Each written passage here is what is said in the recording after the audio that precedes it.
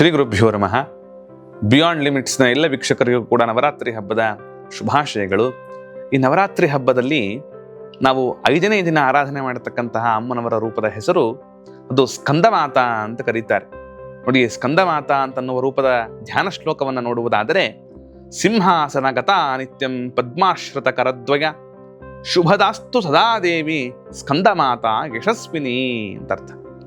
ಸಿಂಹಾಸನಗತ, ಸಿಂಹವನ್ನೇ ಆಸನವನ್ನಾಗಿ ಮಾಡಿಕೊಂಡಿರ್ತಕ್ಕಂತಹ ರೂಪ.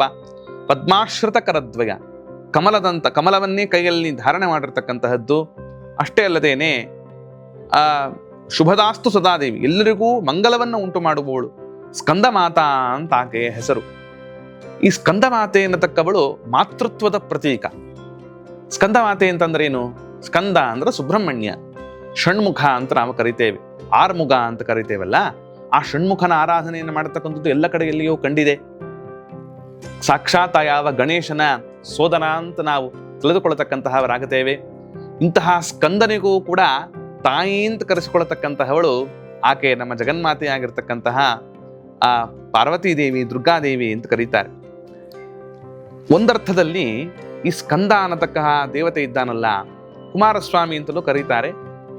ಈತನೇ ಹಿಂದೆ ಏನಾಗಿದ್ದ ಗೊತ್ತೇನು? ಪ್ರದ್ಯುಮ್ನಾಗಿದ್ದ. ಆಗಲೂ ಕೂಡ ಆತ ಲಕ್ಷ್ಮೀದೇವಿ ಅಥವಾ ದುರ್ಗಾದೇವಿಗೆ ಮಗನಾಗಿದ್ದ. ಲಕ್ಷ್ಮೀದೇವಿಗೆ ಮಗ, ಲಕ್ಷ್ಮೀ ಅಂದರೆ ದುರ್ಗಾ ಅಂತ ಎಲ್ಲ ಒಂದೇ. ಅಂತಹ ದುರ್ಗಾ ಅಮ್ಮನವರ ಅಥವಾ ಲಕ್ಷ್ಮೀದೇವಿಗೆ ಮಗನಾಗಿರತಕ್ಕಂತಹ ಪ್ರದ್ಯುಮ್ನೇ ಮತ್ತು ಈಗ ಪಾರ್ವತೀ ದೇವಿಯರ ಮಗನಾಗಿ ಸ್ಕಂದ ಅಂತ ಕರೆಸಿಕೊಳ್ಳುವವನಾಗಿ ಹುಟ್ಟತಕ್ಕಂಥವನಾಗಿದ್ದಾನೆ. ಈ ಸ್ಕಂದ ಮಾತೆ ಅಂದ್ರೆ ಸ್ಕಂದನನ್ನ ಪಡೆದಿರ್ತಕ್ಕಂತಹ ತಾಯಿ ಅಥವಾ ಪ್ರದ್ಯುಮ್ನನ್ನು ಪಡೆದಿರ್ತಕ್ಕಂತಹ ತಾಯಿ ಅಂತೇನಿದ್ದಾಳಲ್ಲ, ಈಕೆಯ ಆರಾಧನೆಯನ್ನ ಮಾಡುವುದರಿಂದ ನಮಗೆ ಏನು ಲಾಭ ಅಂತಂದ್ರೆ, ಇದು ಮಾತೃತ್ವದ ಪ್ರತೀಕ, ಮಾತೃ ವಾತ್ಸಲ್ಯ ಅಮ್ಮನವರಿಗೆ. ನೋಡಿ, ಯಾರಿಗೂ ಕೂಡ ವಾತ್ಸಲ್ಯ ಅಥವಾ ಪ್ರೀತಿ, ವಿಶ್ವಾಸ, ಮಾತೃ ಹೃದಯ ಅಂತ ಕರಿತೇವೆ. ನೋಡಿ, ಈ ಹೃದಯ ಅತ್ಯಂತ ಅತ್ಯಂತ ಕಾರುಣ್ಯದಿಂದ ಕೂಡಿರ್ತಕ್ಕಂತಹ ಹೃದಯ. ಅಷ್ಟು ವಾತ್ಸಲ್ಯ, ಕರಗಿ ಬಿಡ್ತದೆ ಅಂತ ಅರ್ಥ, ಬೆಣ್ಣೆಯಂತೆ ಕರಗಿ ಬಿಡ್ತದೆ. ಆದ್ದರಿಂದ ಮಕ್ಕಳನ್ನು ನೋಡಿಬಿಟ್ರೆ ಮೊಟ್ಟ ಮೊದಲು ಆ ಹೃದಯ ಕರಗುವುದು, ದ್ರವಿಸುವುದು ತಾಯಿಯ ಹೃದಯ ಅಂತ ಕರೀತಾರೆ. ಎಲ್ಲೂ ಕೂಡ ಪಿತೃಹೃದಯ ಅಂತ ಕರೆದಿದ್ದು ನಾವು ಕಂಡು ಬರೋದಿಲ್ಲ, ಮಾತೃ ಹೃದಯ ಅಂತ ಕೇಳಿದ್ದನ್ನು ನೋಡುತ್ತೇವೆ. ಆದ್ದರಿಂದ ಅಂತಹ ಮಾತೃ ಹೃದಯದಿಂದ ಕೂಡಿದವಳು, ಆಕೆಯ ಹೆಸರೇ ಮಾತೃ ಅಂತ, ಜ್ಞಾನವನ್ನು ಕೊಡುವವಳು, ತಾಯಿಯ ಹೃದಯದಿಂದ ಕೂಡಿದವಳು, ಪ್ರೀತಿ ವಾತ್ಸಲ್ಯದಿಂದ ತುಂಬಿದವಳು. ಆದ್ದರಿಂದ ಇಂತಹ ರೂಪವನ್ನು ಚಿಂತಿಸಿದಾಗ ನಮಗೆ ಯಾವುದೇ ರೀತಿಯಾದ ಕಷ್ಟಗಳು ನಮಗೆ ಬಂದಾಗ ಅದಕ್ಕೆ ಶುಭದಾಸ್ತು ಅಂತಾರೆ. ಶುಭದ ಪರಂಪರೆಯನ್ನೇ ಕರುಣಿಸ್ತಕ್ಕಂತಹವಳ. ಆದ್ದರಿಂದ ನಾನಾ ತರಹದ ತೊಂದರೆಗಳು ಬರಬಹುದು. ಈ ತೊಂದರೆಗಳು ಬಂದಾಗ ಪ್ರೀತಿ ವಾತ್ಸಲ್ಯಗಳಿಂದ ಆ ತೊಂದರೆಗಳನ್ನೆಲ್ಲವನ್ನು ಕೂಡ ನಿವಾರಿಸಿ ನಮ್ಮ ಮೇಲೆ ಒಂದು ಕಾರುಣ್ಯ ದೃಷ್ಟಿಯನ್ನ, ವಾತ್ಸಲ್ಯ ದೃಷ್ಟಿಯನ್ನ ಇಟ್ಟು ಅನುಗ್ರಹ ಮಾಡತಕ್ಕಂತಹ ರೂಪ ಆ ಸ್ಕಂದ ಮಾತೆಗೆ ರೂಪ. ಆಕೆ ಪಾರ್ವತಿ ಅಥವಾ ಆ ಹಿಂದಿನ ಜನ್ಮದಲ್ಲಿ ಬಂದಿರತಕ್ಕಂತಹ ಪ್ರದ್ಯುಮ್ನ ತಾಯಿಯಾಗಿರತಕ್ಕಂತಹ ದುರ್ಗೆ. ಅಂತಹ ಸ್ಕಂದಮಾತೆ ಅಂತ ಕರೆಸಿಕೊಳ್ಳತಕ್ಕಂತಹ ದುರ್ಗಾ ಅಮ್ಮನವರು ಮಾತೃ ಹೃದಯದಿಂದ ನಮ್ಮನ್ನು ನೋಡತಕ್ಕಂತಹವಳಾಗಲಿ ಇವತ್ತಿನ ದಿನ ಅಂತ ನಾವು ಚಿಂತಿಸಬೇಕು. ಇದರ ಜೊತೆಗೆ ಇವತ್ತಿನ ದಿನ ಕುಮಾರಿ ಆರಾಧನೆಯನ್ನು ಮಾಡುವಾಗ ಕುಮಾರಿ ಮುತ್ತೈದೆಯರಿಗೆ ಏನು ಕೊಡಬೇಕು? 5ನೇ ದಿನ ಅಂತ ನಾವು ಆಗಲೇ ತಿಳಿದುಕೊಂಡೆವು. 5ನೇ ದಿನದ ಆರಾಧನೆಯ ದಿನ ನಾನಾ ವಿಧವಾಗಿರ್ತಕ್ಕಂಥ ಅಂಗರಾಗಗಳನ್ನ, ಆಯ್ತಾ, ಅದು ಕುಂಕುಮ ಆಗಿರಬಹುದು, ನಾನಾ ತರಹದ ಅಂಗರಾಗಗಳು ಅಂದ್ರೆ ಬಣ್ಣದ ಒಂದು ಪದಾರ್ಥಗಳನ್ನ ಕೊಟ್ಟು ಅವರಿಗೆ ವಿಶೇಷವಾಗಿರತಕ್ಕಂತಹ ಪ್ರಸನ್ನತೆಯನ್ನು ನಾವು ಅವರಲ್ಲಿ ಪಡೀತಕ್ಕಂತಹವರಾಗಬೇಕು.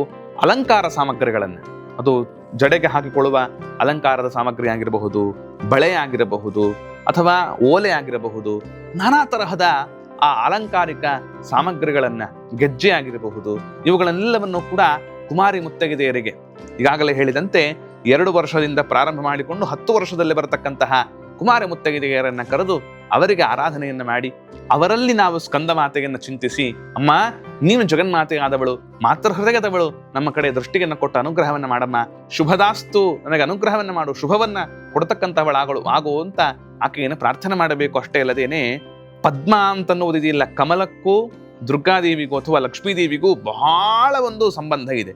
ಯಾಕೆ? ಕಮಲ ಎಲ್ಲಿರ್ತದೋ ಅಲ್ಲಿ ಲಕ್ಷ್ಮೀದೇವಿ ಇರ್ತಾಳೆ ಅಂತ ಅರ್ಥ. ಪದ್ಮ ಅಂತ ಕರೆದು ಬಿಟ್ರೆ ಸಾಕು, ಪದ್ಮ ಎಲ್ಲಿರ್ತಾಳೋ ಅಲ್ಲಿ ಲಕ್ಷ್ಮೀದೇವಿ ಇರ್ತಾಳೆ ಅಂತನ್ನೋದು ಅಷ್ಟು ವ್ಯಾಪ್ತಿ ಇದೆ. ಅಂತಹ ಆ ಪದ್ಮಾಶ್ರಿತ ಕರದ್ವಯ ಅಂತನ್ನುವಾಗ ಕೈಗಳಲ್ಲಿ ಕಮಲವನ್ನು ಇಟ್ಟುಕೊಂಡವಳು, ಆಕೆ ಕೈಯೂ ಕೂಡ ಕಮಲದಂತಹ ಕೈಗಳು. ಇಂತಹ ಜಗನ್ಮಾತೆ ನಮಗೆ ಅನುಗ್ರಹವನ್ನು ಮಾಡತಕ್ಕಂತಹವರಾಗಲಿ ಅಂತ ಪ್ರಾರ್ಥನೆ ಸಲ್ಲಿಸ್ತಾ ಸ್ಕಂದ ಮಾತೆಯನ್ನ ನಮಸ್ಕಾರ ಮಾಡತಕ್ಕಂತಹವನಾಗೋಣ. ಧನ್ಯವಾದಗಳು.